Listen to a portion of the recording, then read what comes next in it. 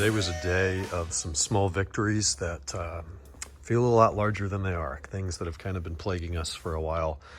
So the M5 that I did the sunroof cassette on, I'm driving home today. It's been running hot.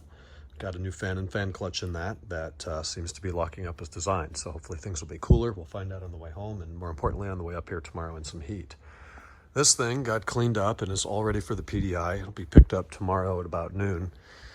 And I've got this horribly annoying issue where the oil pan on this is steel, right? The M5 is aluminum, and it seems to be two pieces of steel stamped in the same shape, put together and then crimped around the perimeter. So we've got our new gasket in there. We've got our Permatex thread sealant on all 25 bolts. All 25 bolts are torqued to spec.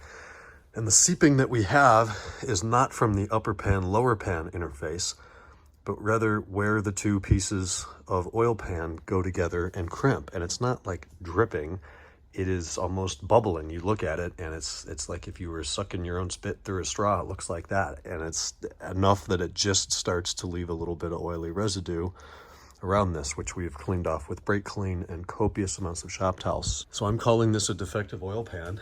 I had one on order to be delivered today. Instead, they brought me Volvo control arms with my name on them. So the bags got swapped somewhere.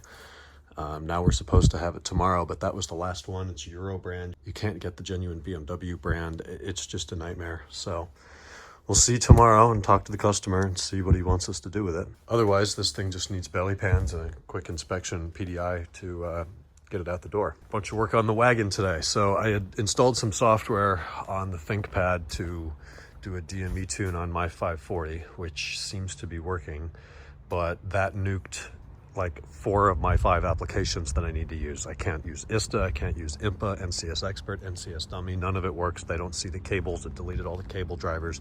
It's been a nightmare. So I wanted to make sure the tune's working well on that before I system restore the whole system back to before I installed that to fix whatever the hell happened with the driver settings or the software configuration. So with things seeming good on the 540, I restored the ThinkPad today and came out here and did a bunch of programming in the General Module 3. So when I coded this car and all the ZCS data to manual, I put it in as, I forget the 4-digit code, but if it were an M5, it's a DE93. So this is like a DN53 or something like that, DD53. And I was 95% sure I coded it as a manual 540 wagon Euro, which would have left everything in wagon mode so things would work. Well, apparently I didn't. I coded it as a 540 manual sedan, which means it starts and things like that work.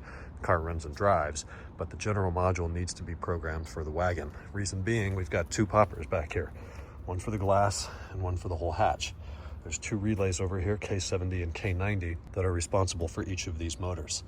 On the sedan, you have 1 popper. It's a 2-pole connector. This one's 4 because the license plate lights are built into this panel. So it does require custom touring programming. So I went back in there today and did some more coding and programming. And there's 3 settings very hidden in the general module that have to be set to touring, not limousine. I made those adjustments, coded everything in the right profile, and now our latches work. After we've spent, between Sergio and I, probably 8 to 10 hours chasing every wire, every signal wire, power, ground, relay, making repairs, redoing crimps from other shops that have been unable to figure this out for the last 6 to 12 months. And finally that works. I can't demo it now because the key's inside and it's locked, but my goodness, I'm glad that's done. Next issue we have is a check engine light. Comes on immediately for DMTL pump. That's the tank leak pump for the fuel system or for the evap system. And the owner says that code has not been a problem in the past, and now it's coming up immediately. You clear it and it's back, before you even hit scan, it's already back. So I'm thinking, okay, well, when this car came in, the DME had been programmed back to automatic. So we sublet it to the local guy. He coded the DME or used whatever ZUSB number he used to put it back to manual.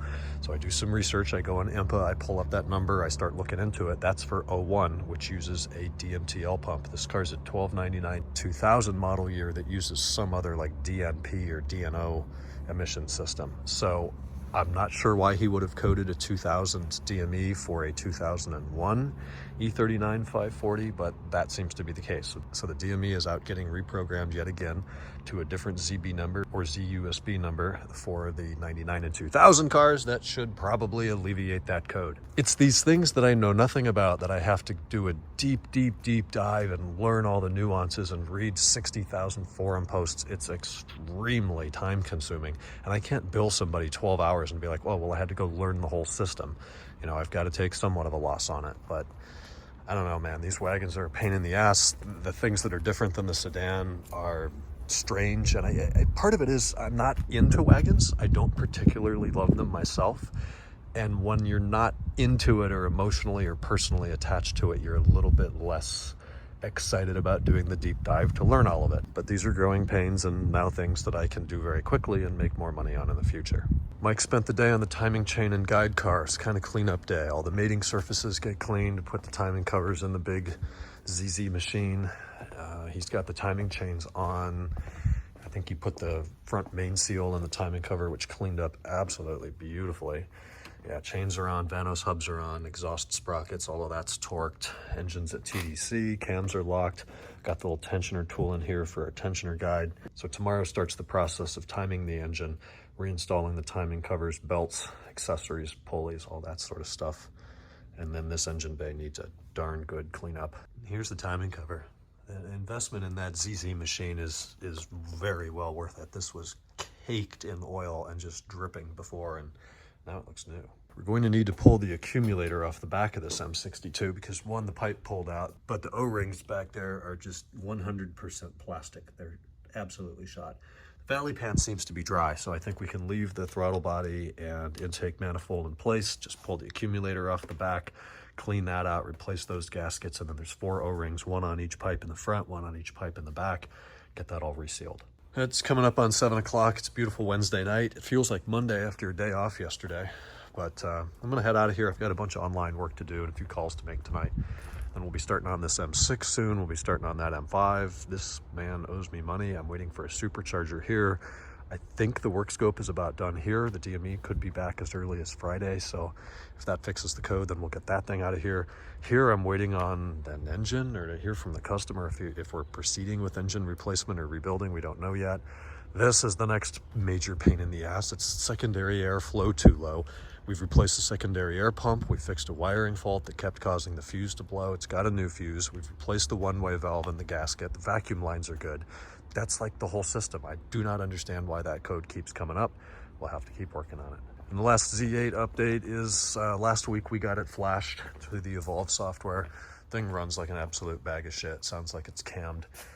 Will not idle at all unless you unplug the maps, forcing an alpha N mode, which then kind of idles, but really rough, really low RPM, the whole thing shakes. So I've reached out to Evolve. It takes days to hear from them, so we're just sitting tight. That's it for me today. We'll talk tomorrow on Thursday already. Good night.